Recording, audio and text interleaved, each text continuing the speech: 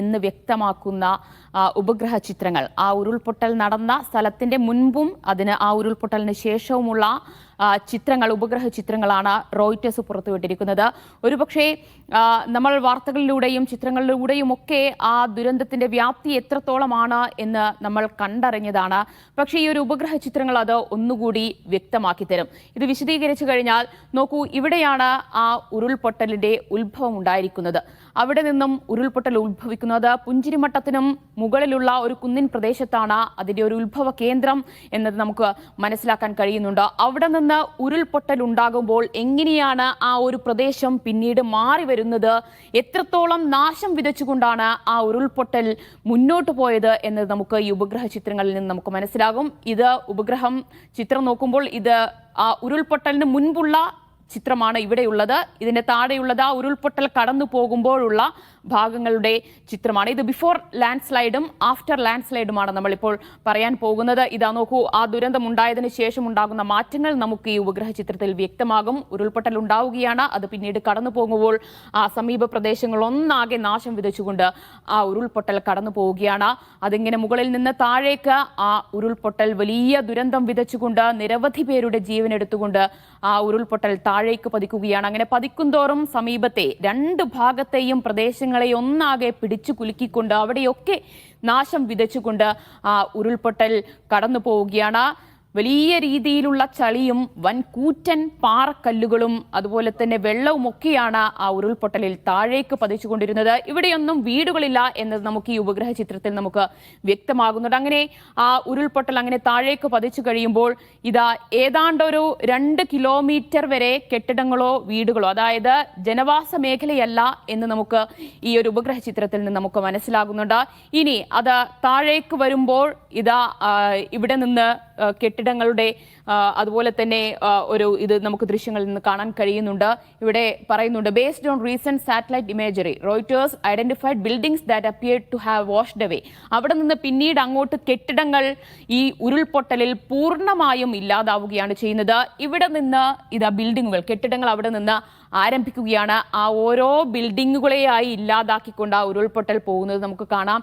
ഇവിടെ എത്തുമ്പോൾ ഏതാണ്ട് 4 കെട്ടിടങ്ങൾ ഈ ഉരുൾപൊട്ടൽ പൂർണ്ണമായും തകർത്ത് കളയുകയാണ് ചെയ്യുന്നത്. പിന്നീട് നശിച്ചുപോയ അല്ലെങ്കിൽ പൂർണ്ണമായും ഇല്ലാതായ കെട്ടിടങ്ങൾ അവിടെ നിന്ന് താഴേക്ക് പോകുമ്പോൾ അതിന്റെ എണ്ണം കൂടുന്നത് നമുക്ക് കാണാൻ കഴിയുന്നുണ്ട്.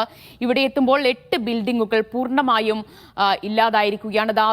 ഉരുൾപൊട്ടൽ താഴേക്ക് പതിച്ച് പുഞ്ചിരിമട്ടം കോളനിയുടെ ഭാഗത്തെത്തുമ്പോൾ അവിടെ ഒരുപാട് വീടുകളും ജനവാസ മേഖലയാണ്, വലിയ ജനവാസ മേഖലയാണ്. അവിടെയുള്ള കെട്ടിടങ്ങളും വീടുകളും ഒക്കെ നാശം വിതച്ചുകൊണ്ട് ആ ഉരുൾപൊട്ടൽ മുന്നോട്ട് പോവുകയാണ് ചെയ്യുന്നത്.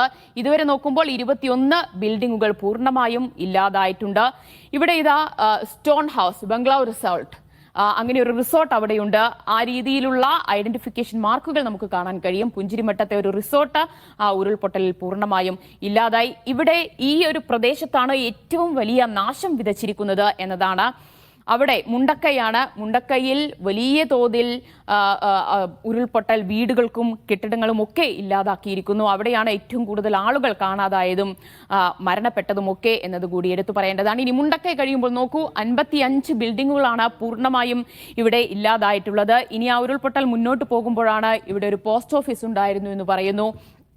77 ബിൽഡിങ്ങുകളാണ് ഇവിടെ പൂർണ്ണമായും ഇല്ലാതായത്. അങ്ങനെ ആ ഉരുൾപൊട്ടൽ പിന്നീട് അങ്ങോട്ട് ചൂരൽമലയിലേക്ക് വലിയ രീതിയിലുള്ള മണ്ണും ചളിയും ഒക്കെ കുതിച്ചു പോവുകയാണ് ചെയ്യുന്നത്. അങ്ങനെ ആ ഉരുൾപൊട്ടൽ ഓരോ കെട്ടിടങ്ങളെയും ജനങ്ങളെയും ഒക്കെ ഇല്ലാതാക്കിക്കൊണ്ട് ആ ഉരുൾപൊട്ടൽ താഴേക്ക് പതിക്കുകയാണ്. ഇതുവരെ നോക്കുമ്പോൾ 91 ബിൽഡിങ്ങുകൾ പൂർണ്ണമായും ഇല്ലാതായി എന്നതാണ് നമുക്ക് ഈ ഒരു ഉപഗ്രഹ ചിത്രത്തിൽ നിന്ന് മനസ്സിലാക്കാൻ കഴിയുന്നത്. ഇനി ആ ഒരു ഉരുൾപൊട്ടൽ ചൂരൽമലയിലെത്തിയിരിക്കുകയാണ്. ചൂരൽമലയിലെത്തുമ്പോൾ നമുക്കറിയാം ഒരുപാട് പേർ അവിടെ താമസിച്ചു വന്നതാണ്. നിരവധി കെട്ടിടങ്ങളും മറ്റ് സ്ഥാപനങ്ങളും വീടുകളും ഒക്കെ ഉണ്ടായിരുന്നു ചൂരൽമല ടൗണിൽ. പക്ഷേ ആ ചൂരൽമല ടൗൺ ആ ദുരന്തം കഴിയുമ്പോൾ അത് പൂർണ്ണമായും അങ്ങ് നമ്മുടെ ഭൂപടത്തിൽ നിന്ന് തന്നെ അപ്രത്യക്ഷമാകുന്ന ഒരു സാഹചര്യമാണ് ഉണ്ടായത്. നിരവധി കെട്ടിടങ്ങൾ പൂർണ്ണമായും ഇല്ലാതായി, പലതും ഭാഗികമായി തകരുകയാണ് ചെയ്തത്. 136 ബിൽഡിങ്ങുകളാണ് ഇവിടെ എത്തുമ്പോൾ ഈ ഒരു ഉരുൾപൊട്ടലിൽ പൂർണ്ണമായും നശിച്ചത് എന്നത് നമുക്ക് വ്യക്തമാകുന്നുണ്ട്. ഇത് ചൂരൽമല